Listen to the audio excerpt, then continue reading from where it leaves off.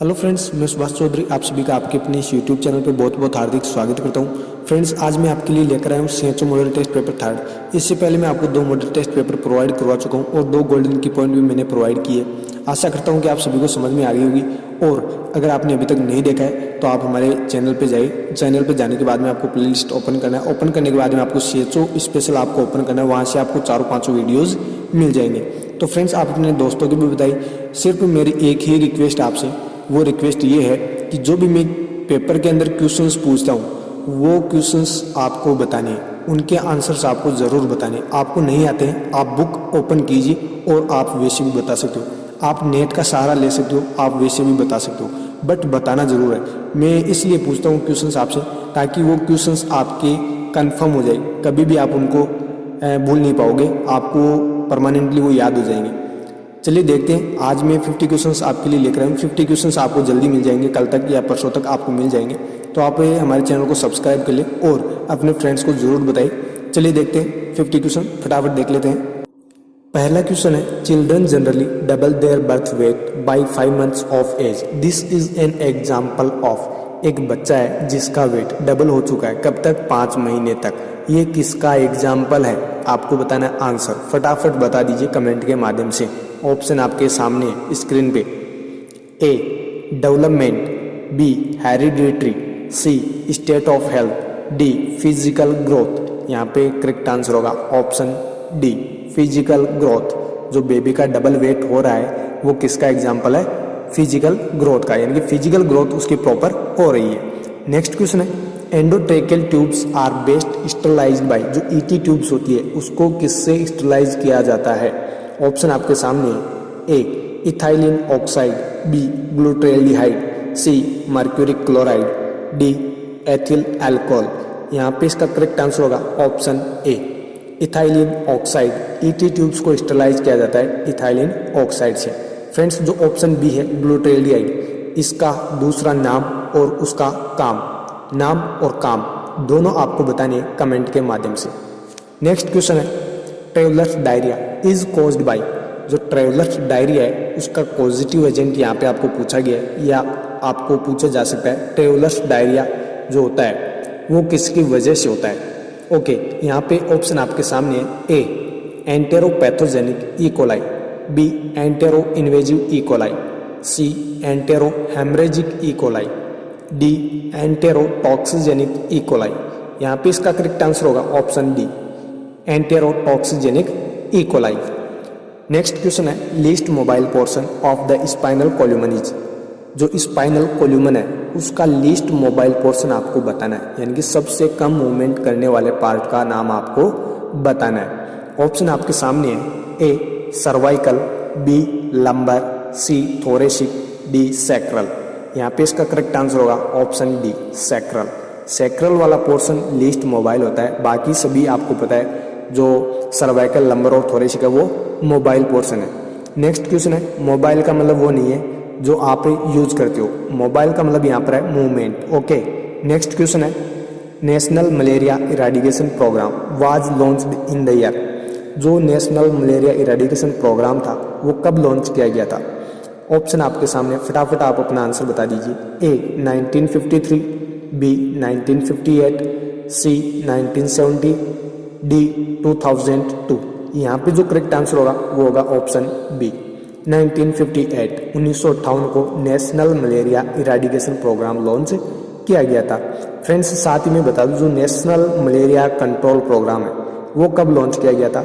वो अगर आपको पूछा जाए तो आपको करेक्ट आंसर करना है option A 1953। Okay, next question है, Punnett square is useful for. जो पनेट स्क्वायर है वो किसके लिए यूजफुल होता है? ऑप्शन आपके सामने है, या क्यों यूज लिया जाता है आपको बताना है।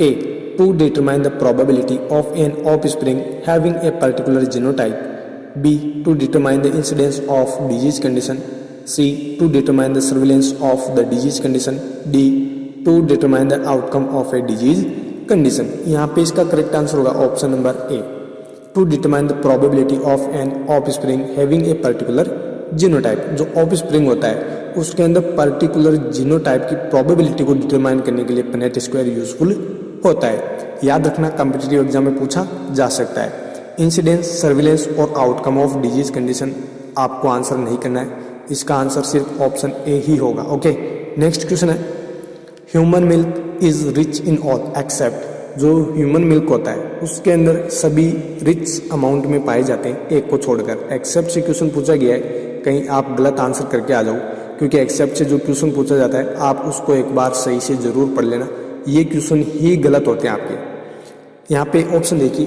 ए fat, B protein, C iron, D carbohydrate. यहाँ पे इसका करेक्ट आंसर होगा option C iron. Human milk के अंदर आयरन प्रेजेंट नहीं होता है, बाकी तीन जो आपको ऑप्शन दिखाई दे रहे हैं वो रिचेस्ट सोर्स होते हैं ह्यूमन मिल्क के अंदर। फैट भी होता है, प्रोटीन भी होता है और कार्बोहाइड्रेट भी हाई अमाउंट में। नेक्स्ट क्वेश्चन है leading cause of blindness in India is. यहाँ पे ये क्वेश्चन आपको ऐसे ना पूछ के आपको पूछा जा सकता है most common cause of blindness in India is, तो आपको करेक्ट आंसर यहाँ पे चूज करना है। ऑप्शन आपके सामने है, A cataract, B trachoma, C glaucoma, D vitamin A deficiency. यहाँ पे इसका करेक्ट आंसर होगा ऑप्शन ए कैटेरेक्ट। जो ब्लाइंडनेस है उसका मोस्ट कॉमन कॉज इंडिया के अंदर क्या है, कैटेरेक्ट। नेक्स्ट क्वेश्चन है universal precautions is applied to except, जो यूनिवर्सल प्रिकॉशंस होते हैं वो किसके लिए अप्लाई किए जाते हैं एक को छोड़कर। ऑप्शन आपके सामने है, ए ब्लड, बी सीमन, सी एमनियोटिक फ्लूइड, डी आईवी कैनुलाइजेशन। यहाँ पे इसका करेक्ट आंसर होगा ऑप्शन डी आईवी कैनुलाइजेशन। आईवी कैनुलाइजेशन के लिए आपको यूनिवर्सल प्रिकॉशंस अप्लाई करने की जरूरत नहीं, बाकी जो तीन ऑप्शन आपको दिखाई दे रहे हैं blood, semen and amniotic fluid, तीनों के लिए आपको यूनिवर्सल प्रिकॉशंस अप्लाई करने जरूरी है। नेक्स्ट क्वेश्चन है most potential agent that can be used in bioterrorism. Bioterrorism के लिए इनमें से कौन सा मोस्ट कॉमन एजेंट जो मोस्ट पोटेंशियल एजेंट है वो यूज लिया जाता है। ऑप्शन आपके सामने है, ए वायरल एंसेफेलाइटिस, बी ब्रूसेलोसिस, सी टीबी, डी क्लोस्ट्रीडियम बोटुलिनम। यहाँ पे करेक्ट आंसर होगा option D clostridium botulinum. Bioterrorism के लिए जो मोस्ट पोटेंशियल एजेंट है वो क्या है, क्लोस्ट्रीडियम बोटुलिनम। बाकी जो तीन ऑप्शन आपको दिए गए हैं वो क्या है, डिजीज कंडीशन। नेक्स्ट क्वेश्चन है the diseases that comes under national vector borne disease control programme are except. देखिए एक्सेप्ट से ये भी क्वेश्चन पूछा गया है, आपको इनमें से एक चूज करना है जो national vector borne disease control programme के अंतर्गत नहीं आता है। ऑप्शन आपके सामने है, A filariasis, B Japanese encephalitis, C malaria, D swine flu. यहाँ पे करेक्ट आंसर होगा option number D swine flu. Swine flu vector borne disease condition नहीं है, इसलिए इसको इसके अंदर इंक्लूड नहीं किया जा सकता। बाकी जो तीन ऑप्शन आपको दिखाई दे रहे हैं filariasis, Japanese encephalitis and malaria, ये तीनों ही क्या है, वेक्टर बोर्न डिजीज कंडीशन, इसलिए इन तीनों को ही national vector borne disease control programme के अंतर्गत इंक्लूड किया गया है। नेक्स्ट क्वेश्चन है SAFE strategy is recommended for the control of trachoma. Very very important question है, बार बार सभी कम्पिटिटिव एग्जाम में क्वेश्चन पूछा जाता है। सेफ स्ट्रेटजी किस में यूज होती है ये भी पूछा जा सकता है। आपको सेफ वर्ड आपको देके आपको पूछा जा सकता है इसमें से ई का मतलब क्या है, एफ का मतलब क्या है, कुछ भी आपसे पूछा जा सकता है। एक्सेप्ट से ये क्वेश्चन पूछा जा सकता है।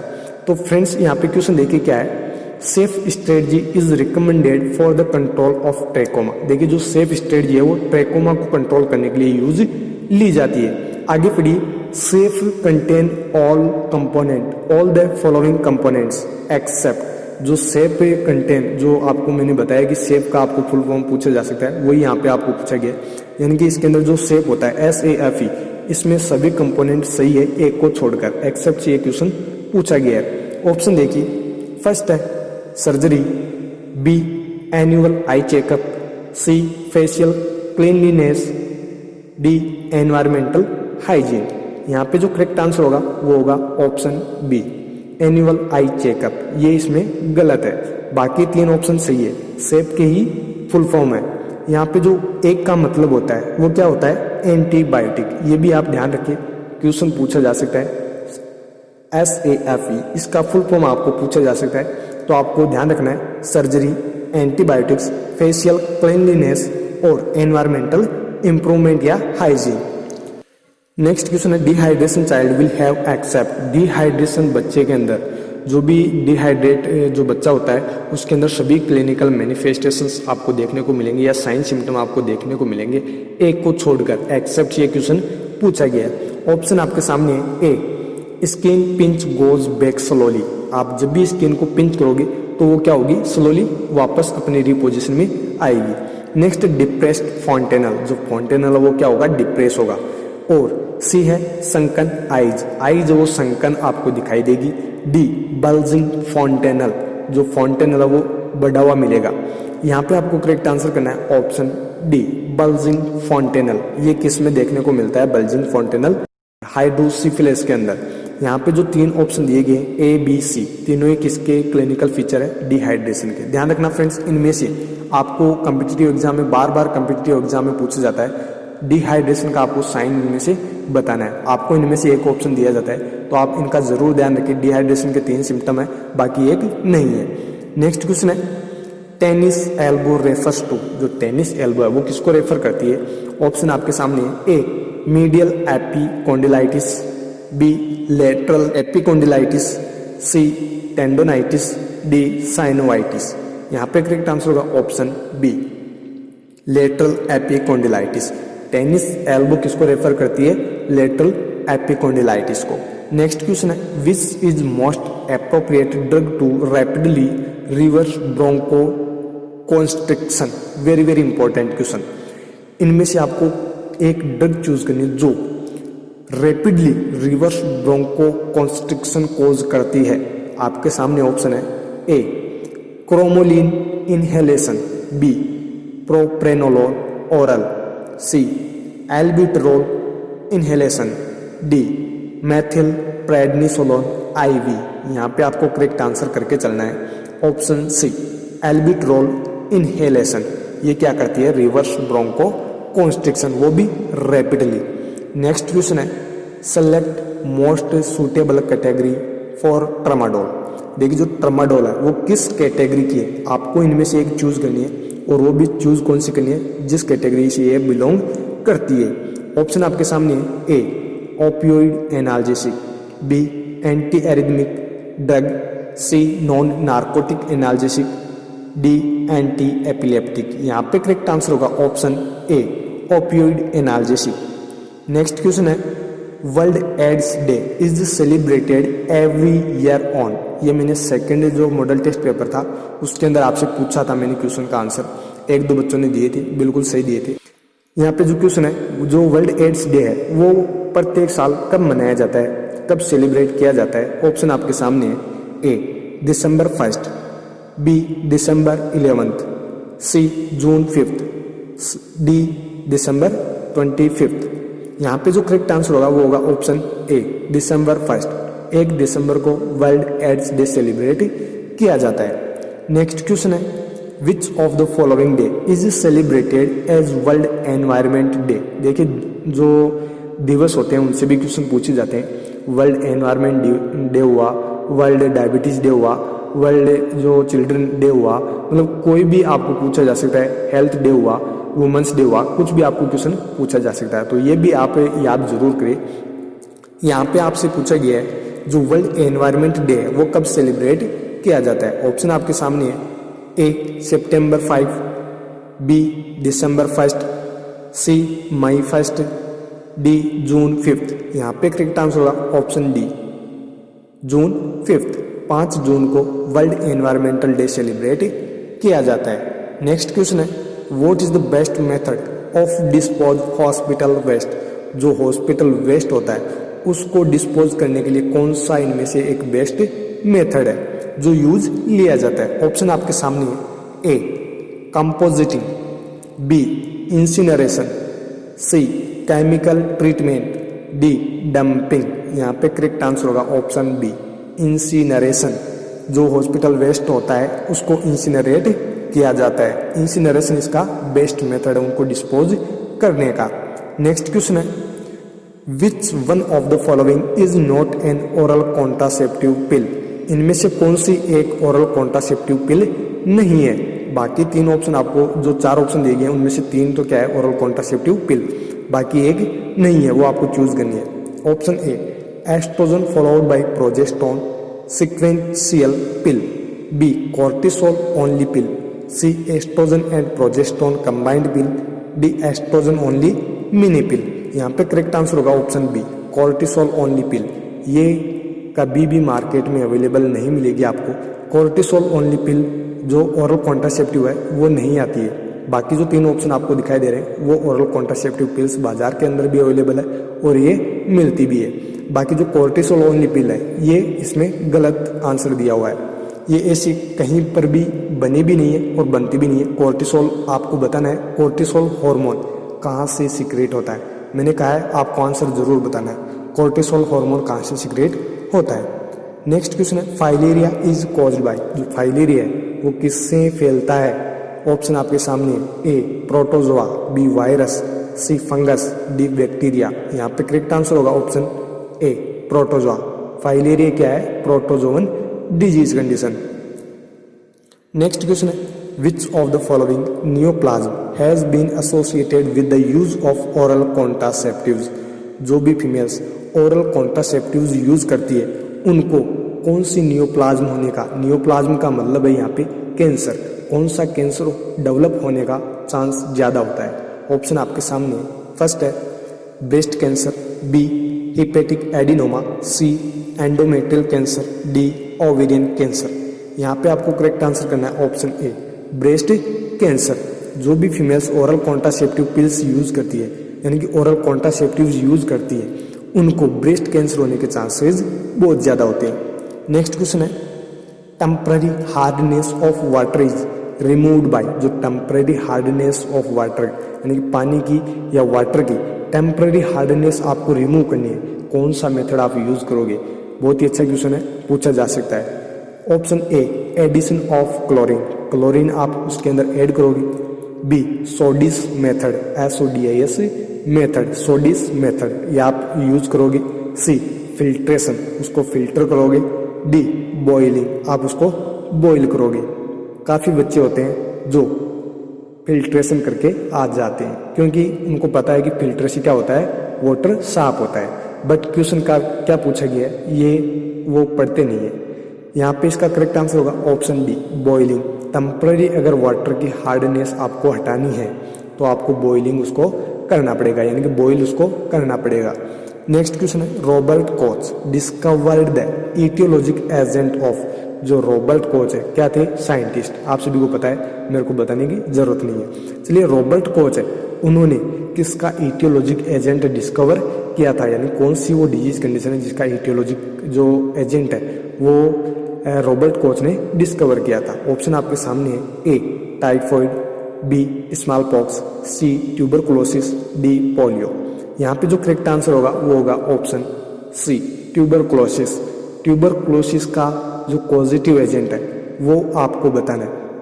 ट्यूबरकुलोसिस के अलावा जो भी आपको तीन ऑप्शन दिखाई दे रहे हैं typhoid, small pox and polio, तीनों के ही पॉजिटिव एजेंट भी आपको बताने हैं। फ्रेंड्स मैं आपको क्वेश्चन क्यों पूछ रहा हूँ मैंने पहले भी बताया, ये आपके फायदे के लिए ही है। आपको आंसर जरूर बताना है, चाहे आप गूगल पे सर्च कर लेना, चाहे आप अपनी बुक्स में देख लेना, आंसर जरूर बता देना। नेक्स्ट क्वेश्चन है in which study we can obtain the relative risk of disease.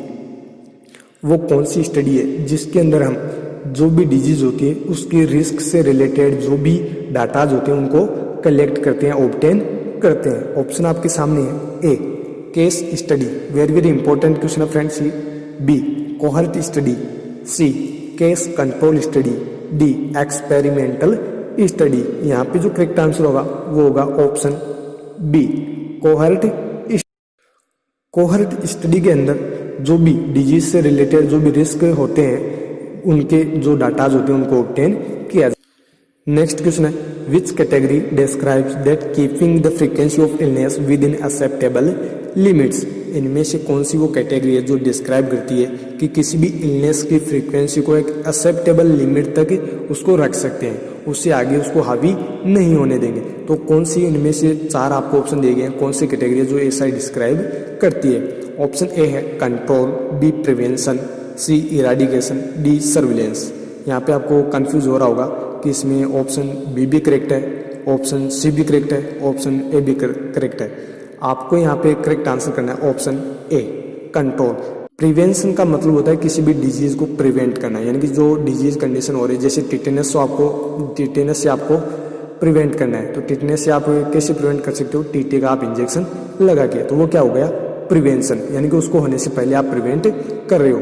Eradication का मतलब होता है किसी भी डिजीज का एलिमिनेट हो जाना, जैसे एक जियोग्राफिकल डिजीज आई, जैसे प्लेग, आपने सुना होगा प्लेग पूरे विश्व में एक महामारी के तौर पर फैला था, बट वो क्या हो चुका है अब, इरेडिकेट। जैसे स्मॉल पॉक्स पहले बहुत ज़्यादा फैला था, बट वो अब क्या हो चुका है, इरेडिकेट का मतलब है कि वो उसका अस्तित्व ही यहाँ विश्व से मिट चुका है। ओके, नेक्स्ट क्वेश्चन है, what is the main purpose of sentinel surveillance. जो सेंटिनल सर्विलेंस है उसका मेन पर्पज क्या है, यहाँ पे आपके सामने ऑप्शन है, A to find out the total number of cases, B for intervention of therapeutics, C to despite natural history of the disease, D prevention of sentinel piles. यहाँ पे जो करेक्ट आंसर होगा वो होगा option A, to find out the total number of cases. जो sentinel surveillance है उसका main purpose क्या है, फाइंड आउट करना टोटल नंबर ऑफ केसेज को।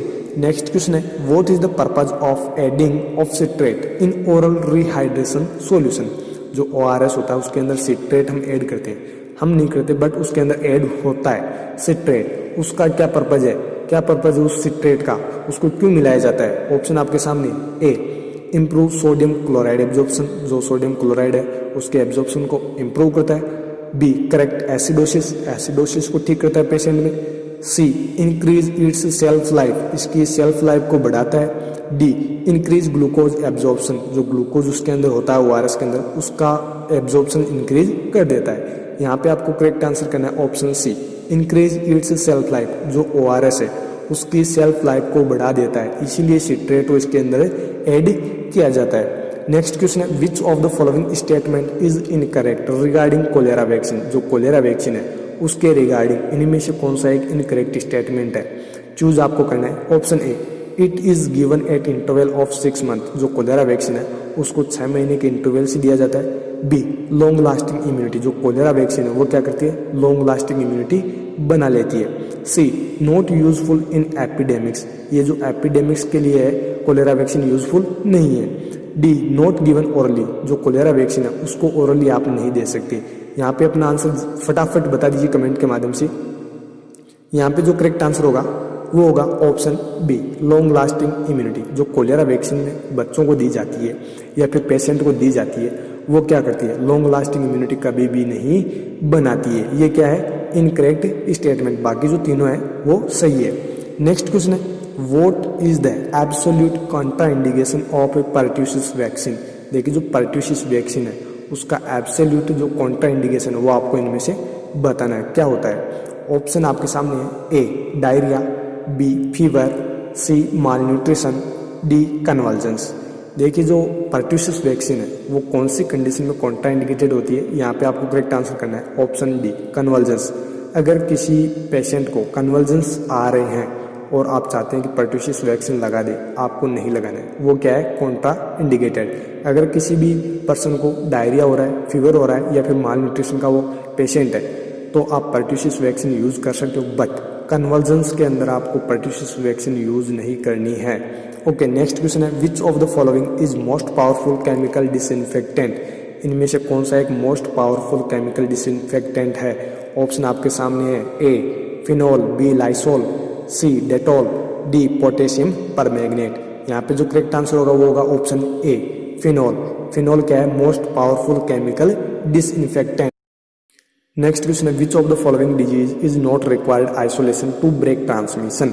इनमें से वो कौन सी डिजीज कंडीशन है जिसको आइसोलेट करने की जरूरत नहीं है और ना ही उसकी वजह से कोई ट्रांसमिशन होता है। ऑप्शन आपके सामने है, ए मिजल्स, बी मम्प्स, सी चिकन पॉक्स, डी टिटेनस। यहाँ पे करेक्ट आंसर होगा ऑप्शन नंबर डी, टिटेनस। अगर कोई टिटेनस का पेशेंट है तो उसको आइसोलेट करने की आपको ज़रूरत नहीं है। मिजल्स, मम्प्स और चिकन पॉक्स का अगर आपके पास में पेशेंट है तो उसको आपको आइसोलेट करना पड़ेगा। ओके, ध्यान रखना फ्रेंड्स, अभी तो वैसे कोरोना भी चल रहा है तो कोरोना के अंदर तो आपको पता है क्वारंटाइन भी किया जा रहा है और जो आइसोलेशन है वो भी किया जा रहा है। आपको मैं बताऊंगा क्वारंटाइन एक्ट कब बना था, वो भी मैं आपके लिए लेकर आऊँगा, बहुत जल्दी आपको मिल जाएगा 4-5 दिन में। आप सब्सक्राइब जरूर कर ले चैनल को और अपने दोस्तों को भी जरूर बताइए। नेक्स्ट क्वेश्चन है, if the infectious disease can be transmitted directly from one person to another it is, देखिए वो डिजीज कंडीशन जो एक पर्सन से दूसरे पर्सन के अंदर फैलती है वो क्या कहलाती है। ऑप्शन आपके सामने, A susceptible host, B communicable disease, C portal of entry, D portal of exit. यहाँ पे जो करेक्ट आंसर होगा वो होगा option B communicable disease. Communicable disease एकमात्र ऐसी डिजीज है जो one person to another person transmit. Next question है, the single most effective method of preventing health care associated infection in the hospital.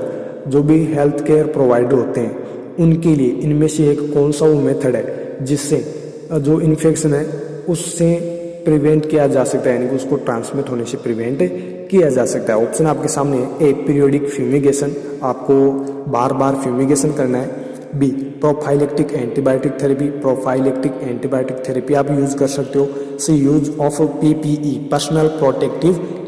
Option D पढ़िए पहले, hand hygiene. Hand hygiene, यहाँ पे जो करेक्ट आंसर होगा वो होगा ऑप्शन डी हैंड हाइजीन। आपको हैंड हाइजीन करना है जिससे किसी भी पर्सन में ट्रांसमिट जो इन्फेक्शन वो ट्रांसमिट ना हो। ये एक most effective method. Next question है, the nurse is assessing a post operative adult patient, which of the following should the nurse document as subjective data. देखिए एक नर्स है जो पोस्ट ऑपरेटिव जो एडल्ट पेशेंट है उसको असेस कर रही है, तो इनमें से आपको बताना है कि नर्स जो डॉक्यूमेंट कर रही है इनमें से आपको एक सब्जेक्टिव डाटा चूज करना है कि कौन सा इनमें से एक सब्जेक्टिव डाटा है। ऑप्शन आपके सामने है, A vital signs, B laboratory test result, C patient's description of pain, D electrocardiographic wave forms. यहाँ पे जो करेक्ट आंसर होगा वो होगा option C patient's description of pain. जो भी पेशेंट आपको इंफॉर्मेशन देता है, जो भी आपको कंप्लेंट करता है वो क्या होते हैं सब्जेक्टिव डाटा। आप जो वाइटल साइन कलेक्ट कर रहे हो वो क्या है ऑब्जेक्टिव डाटा। जो भी लेबोरेटरी टेस्ट होते हैं वो क्या होते हैं ऑब्जेक्टिव डाटा। जो ईसीजी करते हो वो क्या है ऑब्जेक्टिव डाटा। तो फ्रेंड्स आप ध्यान रखिए, जो सब्जेक्टिव डाटा होते हैं वो होते हैं पेशेंट के द्वारा दिए गए डाटा, और ऑब्जेक्टिव डाटा होते हैं जो आप कलेक्ट करते हो, यानी जैसे आप लेते हो वाइटल साइन तो वो क्या है ऑब्जेक्टिव डाटा, यानी कि आप लेबोरेटरी कोई वैल्यूज़ वगैरह देख रहे हो तो वो क्या है ऑब्जेक्टिव डाटा। वो पेशेंट नहीं बता रहा है, वो जो फिजिशियन है वो बता रहा है, या फिर आप जो नर्स है वो बता रही है, जो भी लैब टेक्नीशियन है वो बता रहा है। तो फ्रेंड्स आप इसका जरूर ध्यान रखें सब्जेक्टिव और ऑब्जेक्टिव डाटाज का। नेक्स्ट क्वेश्चन है, 0.45% सेलाइन इज एन एग्जाम्पल ऑफ। जो 0.45% सेलाइन होता है वो किसका एग्जाम्पल है। ऑप्शन आपके सामने है, A isotonic solution, B hypotonic solution, C hypertonic solution, D hyper osmotic solution. यहाँ पे जो करेक्ट आंसर होगा वो होगा option B hypotonic solution. Next question है, a patient is arriving in the emergency department after severe haemorrhage. देखिए एक patient है वो इमरजेंसी डिपार्टमेंट के अंदर आया है, कब आया है सीवियर हेमरेज होने के बाद। Sister incharge told the nursing sister to cannulate quickly. Nursing जो इंचार्ज है, जो सिस्टर इंचार्ज है सॉरी, वो क्या बोलती है नर्सिंग सिस्टर को कि इस पेशेंट को जल्दी से कैनुलेट करना है। Which is the following cannula is providing highest amount of fluid to prevent shock. इनमें से आपको चूज करना है कौन से नंबर का कैनुला आप उस पेशेंट को यूज करोगे जिससे उसको जो फ्लूइड की जो अमाउंट है वो हाईली उसको मिल सके, उसको जो शॉक है उससे प्रिवेंट भी किया जा सके। यानी शॉक से प्रिवेंट करने के लिए उसको हाईएस्ट जो फ्लूइड की जो अमाउंट है वो आपको प्रोवाइड करनी है। कौन से गेज का कैनुला आप उस पेशेंट को लगाओगे। ऑप्शन आपके सामने है, ए 22 गेज, बी 20 गेज, सी 18 गेज, डी 16 गेज। यहाँ पे जो करेक्ट आंसर होगा वो होगा डी 16 गेज। जितनी गेज कम होगी उतना ही हाईएस्ट वो फ्लूइड डिलीवर करेगा। ये आप जरूर ध्यान रखें। आपको अगर पूछा जाए कि very slow amount of fluid आपको प्रोवाइड करना है तो आपको फिर हाईएस्ट गेज का जो कैनुला होता है वो आपको यूज करना है। जितना कम गेज का जो कैनुला होगा वो उतना ही हाईएस्ट फ्लूइड वॉल्यूम डिलीवर करता है। नेक्स्ट क्वेश्चन है, which position is given in cord prolapse. जो कॉर्ड प्रोलैप्स होता है उसके अंदर कौन सी पोजीशन यूज की जाती है। ये एम्स के दोनों शिफ्ट में क्वेश्चन पूछा गया है, आपको भी ध्यान रखना है, फ्यूचर में ये पूछा जा सकता है। A Trendelenburg, B side line position, C supine position, D reverse Trendelenburg position. यहाँ पे जो करेक्ट आंसर होगा वो होगा option A Trendelenburg position. Next question है एंड्रॉयड ऐप भीम। आपने भी सुना होगा एंड्रॉयड ऐप भीम। भीम का नाम आपने सुना होगा, जो ऐप अभी बनाया गया था कुछ दिनों पहले। तो भीम ऐप है which is developed by the government of India is. जो गवर्नमेंट ऑफ इंडिया ने इसको क्यों डेवलप किया था, किसके कारण इसको डेवलप किया था, आपको सभी को पता होगा। घर बैठे आप पैसे मंगवा सकते हो, घर बैठे आप किसी को पैसे ट्रांसफ़र कर सकते हो। इसके लिए बहुत ही अच्छी एप्लीकेशन है भीम ऐप। यहाँ तो आपको बताना है, यहाँ पे ऑप्शन आपके सामने है। A browser, B digital payment app, C social networking, D mobile banking. यहाँ पे जो करेक्ट आंसर होगा वो होगा option B digital payment app. ये क्या है कि भीम ऐप क्या है, डिजिटल पेमेंट ऐप। इससे कहीं से भी पैसे आप मंगवा सकते हो, कहीं भी आप पैसे ट्रांसफ़र कर सकते हो, वो भी इंडिया के अंदर। फॉरेन में आपको करना है तो आप भीम ऐप से नहीं कर सकते, ओनली इंडिया के लिए ये बनाया गया है। तो ये क्या है, digital payment app. Next question है when a nurse is performing surgical hand asepsis the nurse must keep hands. Very very important question है फ्रेंड्स। एक नर्स है, वो क्या कर रही है, surgical hand asepsis, surgical hand asepsis. The nurse must keep hands, जो अपने हाथ नर्स वो कहाँ पर रखेगी, सर्जिकल हैंड वॉशिंग कर रही है। आपको ध्यान में रखना है, यहाँ पे एसेप्सिस भी दे सकते हैं और वॉशिंग भी दे सकते हैं, तो आपको कंफ्यूज नहीं होना है। ऑप्शन आपके सामने है। ए बिलो एल्बो, एल्बो से नीचे रखेगी। बी अबव एल्बो, एल्बोज को ऊपर रखेगी। C at the 45 degree angle, 45 degree angle पर रखेगी। D in a comfortable position, जो भी नर्स को कंफर्टेबल पोजीशन रखे वैसे रख सकती है। तो यहाँ पे आपको करेक्ट आंसर करना है option B above elbows. Okay next question है to sterilize surgical instruments and surgical dressing. जो सर्जिकल इंस्ट्रूमेंट्स होते हैं और जो सर्जिकल ड्रेसिंग होती है उनको स्टरलाइज किससे किया जाता है या किसका यूज लिया जाता है। ऑप्शन है एन ऑटोक्लेव इज यूज्ड, जो ऑटोक्लेव उसको यूज करेंगे। B soap and water is used, यानी कपड़े और जो साबुन आते हैं वो यूज करना है। C ethylene oxide gas is used. चलिए फ्रेंड्स मैं फिर से पूछ लेता हूँ, जो इथाइलिन ऑक्साइड है वो कहाँ पर यूज की जाती है या किसको स्टरलाइज किया जाता है, आपको कमेंट करके बताना है। थोड़ी देर पहले मैंने इसको आपको बताया है। D chemicals are used in disinfection, जो भी केमिकल्स है उनका यूज लिया जाता है डिसइंफेक्शन के लिए, तो वो आप यूज कर सकते हो। यहाँ पे जो करेक्ट आंसर होगा वो होगा option A an autoclave is used. अगर आप सर्जिकल ड्रेसिंग या सर्जिकल इंस्ट्रूमेंट को स्टरलाइज कर रहे हो तो आपको यूज करना पड़ेगा ऑटोक्लेव का। नेक्स्ट क्वेश्चन है what will be the ratio of PRBC platelets and FFP for massive blood transfusion. Very very important question. PRBC, जो PRBC है प्लाज्मा RBC है, और जो प्लेटलेट्स है और FFP का आपको फुल फॉर्म बताना है, मैं नहीं बताऊंगा आपको बताना है। जो मैसिव ब्लड ट्रांसफ्यूजन किया जाता है इसका रेशियो आपको पूछा गया है, तीनों वर्ड आपको दिए गए हैं, तो आपको रेशियो आपको बताना है। फर्स्ट है 1:1:1, बी 2:1:2, सी 1:2:1, डी 2:2:1। तो यहाँ पे जो करेक्ट आंसर होगा वो होगा ऑप्शन ए। जो मैसिव ब्लड ट्रांसफ्यूजन किया जाता है उसके अंदर जो रेशियो होता है PRBC प्लेटलेट्स एंड FFP का, वो कितना होता है 1:1:। नेक्स्ट क्वेश्चन है Rorschach ink blood test. Very important question है फ्रेंड्स, साइकोलॉजी का ये क्वेश्चन है।